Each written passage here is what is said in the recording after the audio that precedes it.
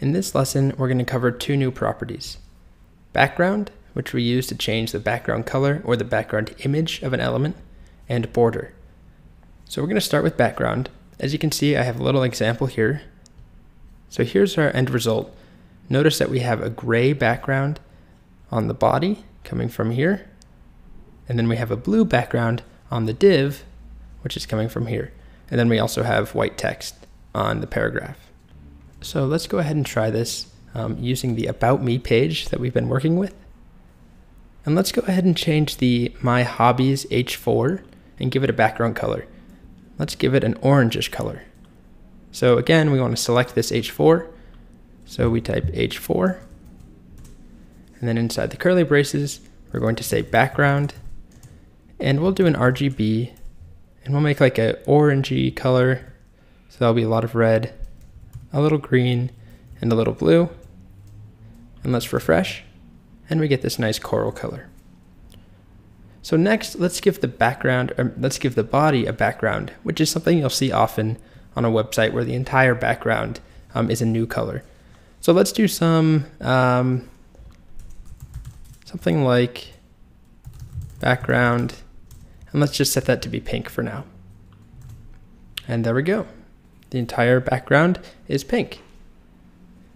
So that is the background property being used to change the color of something. But we can also use the background property to change the background to be an image, which you'll also see pretty often. So the way that it works, we still specify background, but instead of a color, we say URL, and then in parentheses, we give it a URL where the image is located. So let's go find some wood grain. Let's find an image. Oh, I like this one here. So let's just copy this image URL, and we're going to set that as the background. So on our body, I'm just going to say background URL and pass in that URL that I just copied. So this will work with any image. And if we refresh, great, we see that our background has been set. But you'll notice one small thing, which is that our image is not really big enough. If we go back to it, it's not close to being big enough to cover our entire body here. So what's happened is that it's being tiled, and you can see, it's being tiled horizontally and vertically. So if we don't want that, and sometimes you do, but most of the time it doesn't look very good. So if we don't want that, there's another property that we can set,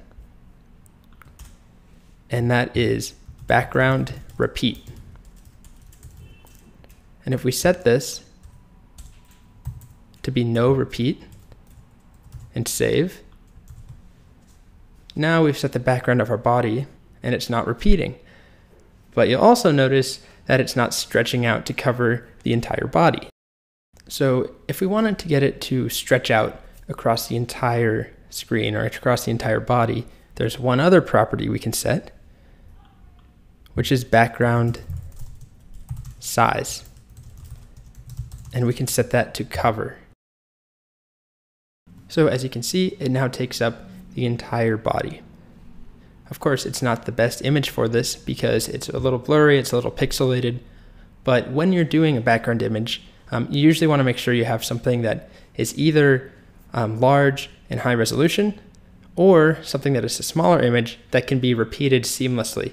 Unlike this one, it's not symmetrical on both axes, so if we repeat it, it's very clear that there's divisions and tiling happening. Okay, so that's background, and using background to set a color and background to set a background image. The next thing that I want to show is how we get a border. So I'm actually going to comment this out because it's a little distracting. And let's just go back to background as pink. And let's go and add borders to all H1s.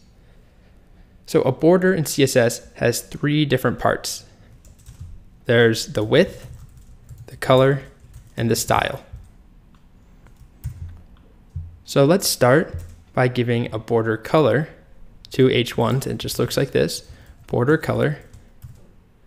And that border, let's just go with purple.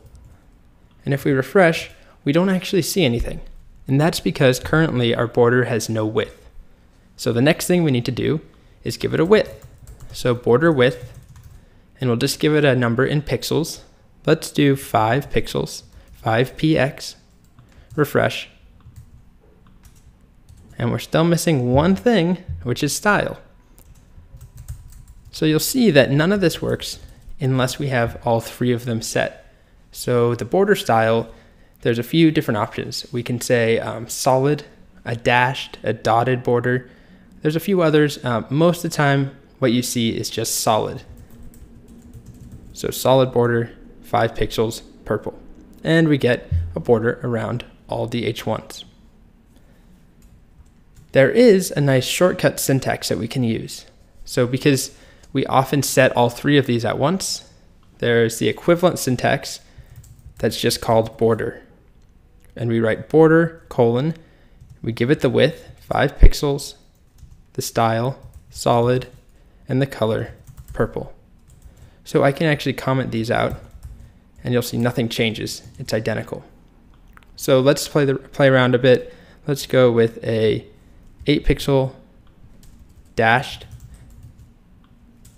border that is, let's just take our RGB from down here, and we get this nice dashed border effect.